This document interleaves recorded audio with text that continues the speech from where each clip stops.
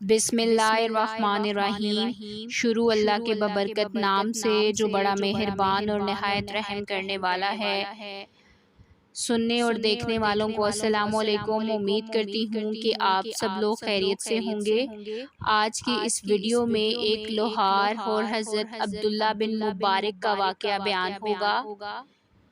ایک شخص نے خواب میں حضرت عبداللہ بن مبارک کے پڑوسی لوہار کو دیکھا کہ اسے بھی وہی درجہ مل گیا ہے جو حضرت عبداللہ بن مبارک کا تھا۔ پردے میں جا کر لوہار کی بیوی سے پوچھا کہ تیرا شوہر ایک عام مسلمان نہ تھا؟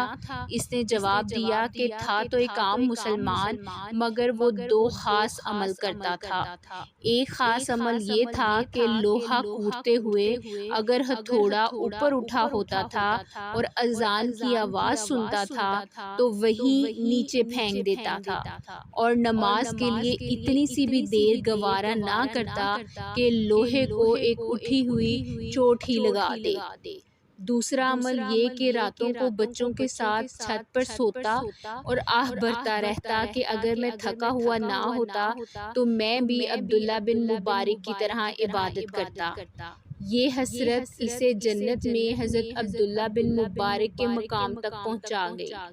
یہ حسرت و تمنا بڑی چیز ہے، نیکی کی حسرت رکھنا بھی بڑے کام کی چیز ہے۔